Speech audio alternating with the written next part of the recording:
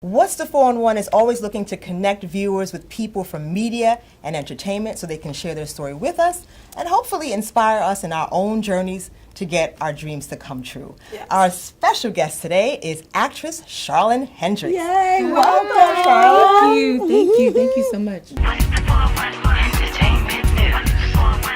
Yes, so I see that you have got your hands in a lot of different things. You've got radio, you've got theater, you've got film, you've got pretty much everything. I just want to back it up a little bit. Talk about your decision to become an actress. How did that come about? Yeah. I was working in events. So I did meetings, conferences, events for over 25 years. Really? Wow. So impress us with some names. Name drop. So I walked with and escorted in and out of the theater, out of the Apollo Theater, which is one of my former positions. Nice. Legendary. Yes, the legendary Kiki Shepard. Sandman. During one of our galas, Robert De Niro and his wife played Hightower. Nice. Yes, I worked with them.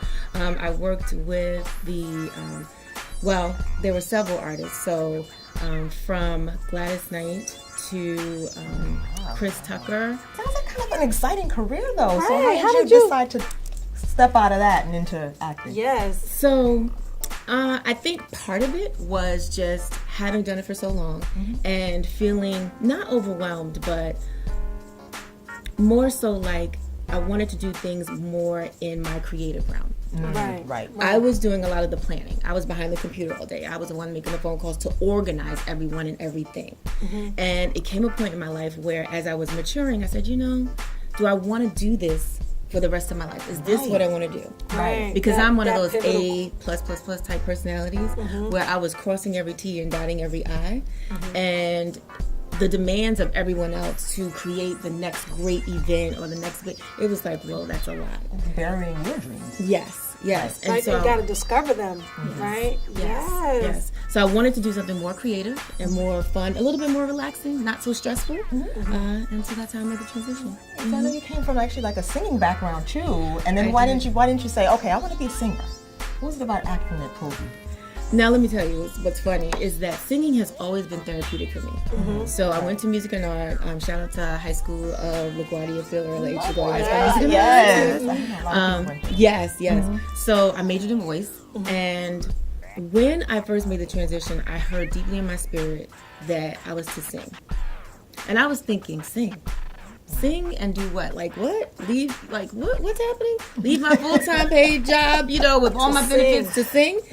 And what I learned, how there's a scripture in the Bible that says obedience is better than sacrifice? Yeah, obedience is better than sacrifice. Yeah, so what I did learn was to be obedient to that. So I followed singing, but what it did was it helped me to focus. So I began to sing. I've always sung most of my life, but I began to sing more, just in local church. Singing, background singing, praise and worship, singing in the choir. And you have a beautiful voice. Thank you. And so what happened was it helped me to focus and really show me where God wanted me to be. So it lulled you. It lulled me. It lulled me. Music is very important in our world today. Yes. And when we use it to edify and inspire, it has the strongest component to uplift and encourage. Yes. Right. Absolutely. So I know you kind of took that singing and you still use your voice. You kind of moved into voiceover work. So talk about that. Yes. So I was learning about what can I do more with the creative and with my voice. And, I heard about, voiceover artists, and I was like, And so I started researching and learning about what that was. And it's funny, earlier, before the show, we talked about how I met my husband. And when I first met him, he was in TV and film and, knew about voiceover. And so when I first met him, we were talking. I was like, oh, he'd be great, to have as a connect. Right? Because he probably knows, he probably knows, what I could do, what direction to go in. And he did. He referred me to my voiceover coach. Nice. And I started taking lessons. First of all, I went for a consultation to make sure that it was something that even viable. Yeah, is this something I can do? Does this make sense? Okay, well that's good to know. A lot of people don't realize that that's something that you should do. Yes, so you should definitely go and have a consultation. That's the first thing, because just like singing, there are some people that really can't hear that they are off pitch, or and you're never gonna make it Right. as a singer. No But way. if you are honest with yourself and go and have the consultation with someone, they will be honest with you. But you also have to love yourself enough to say, okay, I get it. This is not for me. If the news isn't good, or if it's not what you want to hear. It's not that it's not good. You just haven't found your gift, right? Right. Right, That's it's a good way a to put journey. it. It's a whole journey, and you got to just keep on moving through it. Absolutely. Right. Yeah. So I went, and she said, Sharland, you're going to do well in this industry. I was like, yes. Yeah, you got that nice, really mellifluous voice, Yes, and very we love pleasing you. and stuff like that. Thank you. So once you did that, I'm just taking it step by step by step. What did you do? Did you audition for different things? Like, what was that first gig that you got where you was like, yes? So my voiceover coach helped me to put together a demo. So Yeah. your resume for voiceover is your demo. So you send your demo and your headshot.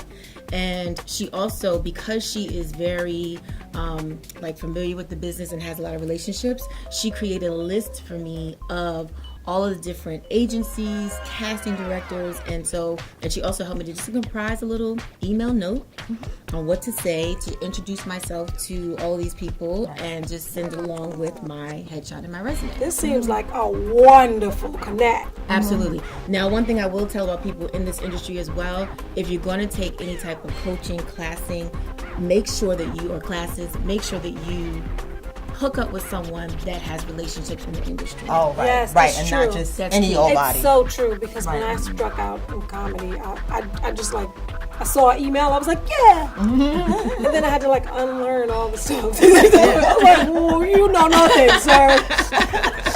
I was teaching the class, my personality. Yeah, they're like, because there's a lot of scam artists out there who want to take your money. But it wasn't really a scam, but it's really about the connections, right? Because everyone does it, but are you doing it at a high level? Yes.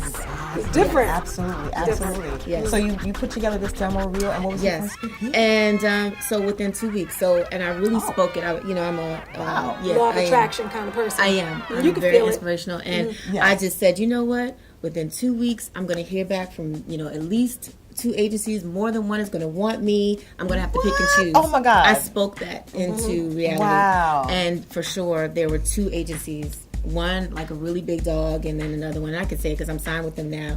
I'm at CESD, formerly Cunningham. So they signed me on for on-camera commercial and for voiceover. Because you're pretty. Yeah, Thank they're you. right. Oh. They're like, wait a minute, she cute too. She cute too. Yeah, because it was like when you said you had to put in Right. your headshot. I'm like, oh, they want to know what you look like too. Okay, great. And she gets to be a triple threat because she can sing, yeah, and she can act, and you can do voiceover. and To God be all the glory. she can dance. Right? Can't you dance? Yeah. She added stuff. She's like, you can dance. No, actually, I took modern and ballet for 10 years when I was a kid. I would not do that now. Yeah. You don't want to see me in a leotard right now. Listen, I used to dance too, and I was like, can't dance. So you heard back in 2 weeks, and then you got. So they called me, and so they emailed and said, hey, we're going to set you up for an interview. Would you come in? So I was like, sure. So I went in, and we met, and I met with basically the voiceover department, and we had a great conversation, and then I left. When I got home, before I got home, I had a voicemail message on my phone, and they're like, we don't know why we didn't just say this while you were here. We want to sign you if you want to be signed to us. And I was like, yeah. You were like, yeah, I want to be signed. Yeah. Once I told my voiceover coach and my husband which agency it was, they were like, yes, you're signing with them. Both of them like, you're signing with them. And I was like, okay. Oh, Did you get work right away, or? So what happens is you audition. So here's the thing. When you're in this industry, you cannot become discouraged. no, you got to keep Because going. you have to Right. keep going. Right. I mean, Absolutely. they sent me on tons of auditions. And the great thing is in voiceover, you can record from your home if you have a studio set up. So I went ahead, I already had a computer. I went ahead and bought a microphone. And you just need a closet area. And as long as the sound is not like coming from the outside, that you can hear, as long as it's kind of somewhat soundproof, you can record from at home. So I get a lot of work just sent email to me, and I email the MP3 back. And then sometimes they want you to go to the studio and record with someone. I told you I joined a new church. I went to the church, and that Sunday, the pastor's message was, the time is now. I had told no one. Look at that. I had no conversation with him or anybody else. And I sat in my seat and I said, really, God? now? You sure don't mean later? Not now. Right? I was like, wow. And that was probably about February, March. And so I said, okay, well, what month? Like, are we talking about like right now? Like, what month? And so I heard July. I heard July in my spirit. I told you what we talked earlier about meditation and really Once praying. you let him talk, he'll start talking. You'll be like, yes, praying, reading, the scriptures, whatever centers you. And I was like, okay. And I was holding on. And so I stayed. This is the truth. I Were stayed you already until married? August. I was not married. This is 2013. oh, Okay. goodness. Because I would have been like, I'm going to hold This on is to this dude I just 2013. met. You got paycheck, sir? I'm sorry, kids. Benefits? No. But let me tell you. So that was like February, March. This is 2013. I met my husband now that was then who I met in June of that same year. Before July. Right before. Right we could before you help was like, you boy, and do I'm that. about to be jobless. Right. Oh my God. You sure you like me? But that's I how like said you. it. I'm just saying, sir. Oh my God. Okay. Yeah, but I waited, and August I worked like part-time. I was put on a part-time schedule, and it was rough. I should have left in July. Just, the drama that you they make sometimes it. can... What do they say? If whatever you don't do in private, right? So when God tells you to do something, do it in private, and then He starts to embarrass you, and you're like, wait a minute, you ain't got to tell everybody my business. I was gonna go when you said it the first time. It's true, right? Because He makes it uncomfortable. Right. Right. It became uncomfortable. Yeah. Right. And I really do believe that many of us are in different positions where God is trying to get our attention to say it's time to transition, it's time to shift, and we're not listening. And so what happens is... And you listen to other people who are telling you, oh no, wait for something steady, wait for something sure, I don't that really too. listen to other people, but I don't want to listen to, what you really have to do. Right. Because the It's hard. security of this what my pastor always says, there's a source and then there's a resource. And the job is just a resource. Right. It's Right. just- That's it's just good. a resource. I'm It's not feeling mine. that. That's A.R. I'm Bernard. going to take that. Yeah, Thank but you, true. A.R. Bernard. And Yeah. because we get so caught up on these resources that we forget that, He's the source. yeah. So that's amazing. So was that the most challenging part that has come Absolutely. up? Yeah. So I would say transitioning out of my full-time into unknown territory is definitely one of the most challenging, but the other challenging was believing in myself. Right. So even though I'd heard this transition and I heard that I was to do, more creative work and, start with the singing, where I met this wonderful couple that was like, they were doing workshops on like ministry and just kind of different gifts that we all have, from dance to instrumental music to singing to songwriting, and just teaching people how to just be pure in that. Yeah, they say that's how you most like God when you're creating. Because He's a creator. It's true. Yeah, you're just dropping jewels today. Yeah, I'm I get just going that to take that. It's true. But it's from my meditation. It's so Right. true. Like that's when you are. Right, exactly. And you also have to surround yourself with people that are doing something and will pour into you. So one thing I could say about Going even forward. Yes. Because Yes. people love to be stagnant. Yeah. So Going true. forward. Yeah. Oh my gosh, so very true. Going forward. So you're not stagnant No. at all. You've been doing a whole bunch of stuff. But it was not working with- easy. Right. I don't want people to think, oh, how do I get to do? I have to say that you really have to push yourself, and you have to believe in yourself. And you say, well, how do I actually get to that point where there's like a light bulb that goes up to say, believe in yourself. And it does take communication with God. It takes meditation. It takes surrounding yourself with people that pour into you. Right. And canceling out those that don't. Right, exactly. And financially, how were you able to make it work? Because that, a lot of people are like, I wish I could leave my job, but. That's Well, always difficult. Yeah. everybody's situation is different. Mine, I was living, okay, this kind of takes it back a little bit, but I moved here from DC, Maryland area in 2006, 2007, and I should say back home. And I okay. did that when my father became ill. And so I came back to help my mom take care of my dad. That was initially what brought me back to New York. Okay, so we're talking about 2006, 2007. So I moved back into a brownstone home. So I moved back into my family's home. During that process, my dad did pass away in 2007. Sorry about and that. thank you. And I started like renting out apartments in the home at some point. Right. Okay, in the brownstone. So that was some income coming in.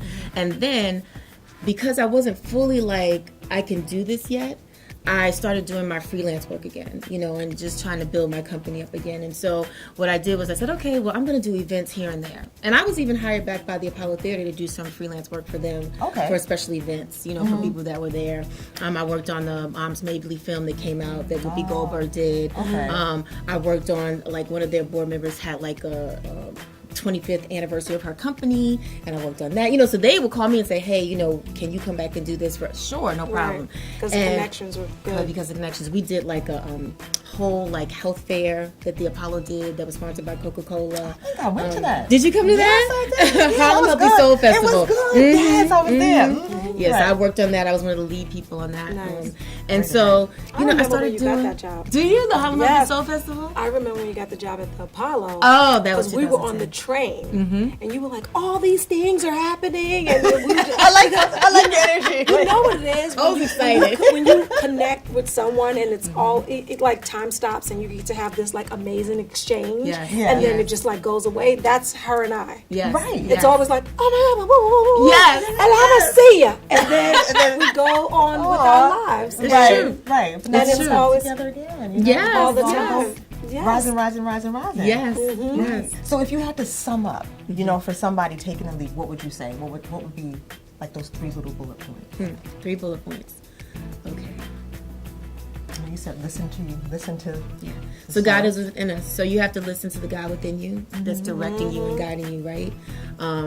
You know, and for me that's scripture, because in the word, and this is for anybody, because it doesn't matter what you believe and what your source is, as much as that you have a source and know that there is a source guiding you and leading you. Like, And I think you that's know most it's important. inside of you. And you know it's inside. And so when you study, like, one of the things, my favorite scriptures is Proverbs 3, 5, and 6, which is trust in the Lord with all thine heart, lean not to thine own understanding, and then he'll guide you, right? So it says he'll guide you in everything that you do. Just when you trust, acknowledge him. He directs your paths. That's right in the word. Right. And so whatever your belief is, there should be something that is inspiring you to be greater than you are. Wow. Right. Right? Wow. And so for me, it was trust that within me, right? So that's point 1. Point 2, through that, you will gradually believe in yourself. Right. It's very important that you believe that you can do what God said he gave you. He said, "I won't add no trouble to it." we add the trouble, Right, Right, sure. we add the trouble because then You we know- start second guessing. Right, that's we true. doubt ourselves. And even after people have said, oh, you sound wonderful, you look great, but whatever your gift is, Yeah, people yeah, comment. God like sends people to tell you, that's it right there. That's it. Before you even go to a consultant, you know, you have a nice sounding voice. Maybe you should think about voiceover. So I would definitely say number 2 is to believe in yourself. Believe that when those things come, that, you know what, this is something, you know, you have pay to attention stick at to, it. right. And push past the fear of not believing. And don't listen to after you've heard so many people and you know, okay, this is something I could do, don't listen to the naysayers. Don't listen And to don't the listen haters. to the hater that's inside you. That little, Yeah. little Oh, ego. that one. That's Oh, self-sabotage. my inner hater. She's like, I'm like, first of all, they gonna laugh at you. I'm trying to do comedy. They're fool. supposed to laugh. What's wrong with you? They're supposed to laugh. Why? Why are you saying this to me? Would you stop? Okay, God. but you got to realize that that's a protection. That's right. Right in your mind, that's the ego trying to isolate you, saying, "I'm going to protect you because That's it's right. fearful." That's right. Because it's Absolutely. fearful. That's fair. So you can, listen. I got it. We go. I get what you're trying to do, ego. But go back to sleep.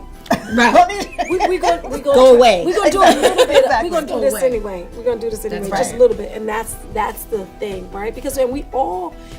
The thing, I don't want to take it over, so I'm No, shut no, up. no. But wait, I hold just, on. but Yeah, but the thing is that you have to have people in your life that you can be honest enough to say those things to, because even in the church, right, when you start talking about different parts of your psyche and God dwelling in you, and the Lord said this and the Lord said singing, a lot of people don't hear God. They Right. hear the pastor, and they're like, "Are you sure that's what he said?" Yeah, Well, exactly. why are They we don't, because praying? they're not Right. tuned in anyway. Yeah, so that's they why don't they don't. tune in and turn on. Right, exactly. Right. So, It's so- The third thing. Third thing. Number Yeah. 3. is to surround yourself with people that will speak into your life. You know, when I did, step out and I met, it's an amazing story how I met this couple, but I met them through somebody else. I was at a baby shower and it was just crazy. And, when I met them, one of our first assignments was to write, and I started songwriting right there. Oh, nice. And so ain't like, nothing like that pen, right? man. And it was honestly, it's like one of my greatest gifts because I was like, wow, God, this was really beautiful. And it was all him. Wow. Do you read it later and say, who wrote that? Me? Yes, that's how you know it's lead. No, that's how you know it's lead. It's when deep. I journal and the same thing, and I'm like, who is that? Yeah, it's really deep because while he was giving the instruction, God was already giving me the words to the song and the melody, and I was like, "What in the world is happening?" And I just had to start like writing like almost immediately. It was crazy, and Oh, I love this interview. Yeah, and then like thank you, and then Yes, it was interesting when he gave us like certificates at the end of the sessions because it was like a 7 workshop course. He said, and I just want to call up this amazing songwriter, and I was like, "Who are you talking about?" Wow. And Sharland, and at the time Sharland Hendrix, and I was like, oh my gosh. And, so he poured into me, not even, it wasn't anything like I was looking for or whatever, but he said amazing songwriter. I wouldn't even think, I was like, okay, no, you gifted. You were gifted. and so all the surround gifts. yourself. And then so that's the 3. So I just have one question, right? So once you start going into your purpose, a lot of your old stuff has to like fall away. It's like a snake shedding, right?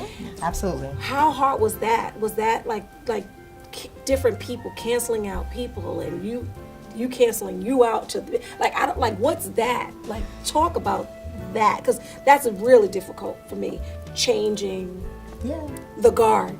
And then people don't want you to change too. Like they don't know how to deal with the new you too. That's another Shoot, thing. you trying to deal with the new you. So of course they like, what are you talking about? So talk about that. Yeah, it's really hard.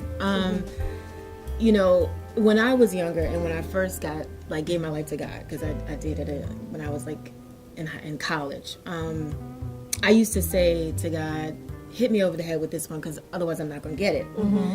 Today I say to him, okay, stop hitting me over the head because I got just be subtle. I'm older now. I got it. Right. But like literally there are times when God does things to me like body wise. Like one time I injured my knee and he was trying to get my attention and I was like, oh, he will hurt you. Right. And I was like, so you're just trying to get my attention, and I didn't realize at the time. He wants you to sit down for a minute. He wanted me to sit down. Yeah, because you're doing too much. Right. That's what happened with my ankle. So he could talk to me, because at the time I wasn't listening. I just wasn't listening, and so, when that happened, and I was like, oh, I need to be paying attention a little bit more. Right. I need to listen a little bit more. Right. And I remember hearing, "What do you want?" What do you want? I also heard him just say to me things that I needed to release and let go. Right, like when people were saying things just fall away. People pleasing. People fall away. Yeah. And I was also in a meditative state at this. So I'm literally when I heard something that I had to let go of and some people that I had to let go of, I was literally on a massage table. He was like a massage therapist, acupuncturist, and he was doing cupping. Have you ever heard cupping? Yeah. They use the cups too, and so painful, very painful. Ooh. It was very painful, and it may not be for everyone, but that was very painful on my knee. It was excruciating, and he was playing some background music and meditation, and I remember when I was listening to the person in a very calm voice, and when I was on the table just listening, and I started thinking, and when I heard some of the things I heard, I bust out in tears. Oh, wow. That's something to release. Yeah, I just broke out in tears because I was like, oh my gosh. That's going to be hard. That's going to be hard. That's going to be hard. And you gotta leave it. And you have to leave it. And the hardest thing for me is I get very attached to people. Right. When's your birthday? April 10th. Oh, you're Aries. We're the opposite sign. I'm a Libra. Okay. Okay. Yeah, but I have really good friends. No, I mean opposite meaning that like we're the like opposite sides of the astrological okay, but chart. we're like a match. Yes. And but I had to do it because here's the thing, the longer you hold on to something, someone that is not a part of your destiny or journey, it will hold you back. And so you will hold yourself back from really getting to where you were supposed to be in life. God has a place and part for all of us to play. There is no, remember back in the day they used to say, yeah, we got to get a piece of the pie. And it would make you think, oh my God, if I don't get this slice, there's no more pie. No, it's so much bigger than that. And we're one. Yes. But you got to fit in right. Well, here's the thing. We all have a role to play. Right. There's never too many of anything or anything. It's so important to say. You know what they say that? You know what Because they of the say? abundance. They say, if we look at the trees, all the trees all over the world, they're not concerned about you being a tree or you being a tree. And we're all just trees. Everybody reaching up, doing what the trees do. That's right. We're the only entity that feels like you may take a little bit from me, and dealing with that. That scarcity mindset. You gotta get rid of that. But so many people have it and they pretend like they do not. But they do, like, oh my, especially in the arts, which is so crazy because the only way you create, but that's the arts. That's the arts. It's like, but the more you connect, the only way you can create is to connect to the creator. So you know that creation's gonna keep coming for you. How do you deal in scarcity? This doesn't make sense. Right. Absolutely. And you have to know that there's abundance. Like, you have to believe it. There's so many different songs, and I talk about music and how therapeutic it is and important it is. I used to listen to the song by Whitney Houston from the soundtrack from The Preacher's Wife about how God is bigger than you and I. Right. And I used to play that song over and over and over and over again, just talking about how big God was. Yes, because it's like He's so big. And just we're look looking at nature. Right. Every time I look at nature, I'm like, and my little problems. What's wrong with me? That girl at work. Am I that mad about the girl at work? No, but this is amazing. I was not expecting the conversation to go this way. We went into this really deep spiritual way, but we did need it. I hope it's definitely inspired me. I hope people home inspired. Both of you. I hope you guys keep playing this. You need to keep playing. Right. And where can they see you? Where can they find you? Where are you going to be? So I'm on Instagram. You can catch me at Sharland Hendrix. I'm working on a website. Nice. And so, but all of my information I will put on my Instagram post. So right now at Sharland Hendrix, and you can find me there. Thank you. Definitely be following you on Instagram. Yeah. The average text takes your eyes off the road for nearly 5 seconds. At highway speeds, that's enough time to travel the length of a football field. Stop the texts, stop the wrecks. ONIKA, that was an amazing interview with Sharland. That was so amazing. I feel so inspired. Yes, and I hope you guys really enjoy it. And that's going to do it for this week's edition of What's the 411, your smart source for urban, lifestyle, and entertainment news. Until next week, check out our website, what'sthe411.com. And remember to hit us up on Facebook, Instagram, and Twitter, and subscribe to our YouTube channel, What's the 411 TV. Subscribe and download to our podcast. You can catch us on Apple Podcasts, Stitcher, TuneIn, and Google Play Music. Yes, and Spotify. And everything. Spotify. Oh, I love Spotify. We got everything. Yes, I'm KIZZY Cox, and on behalf of my co-host, ONIKA McLean, thank you for spending your time with What's the 411.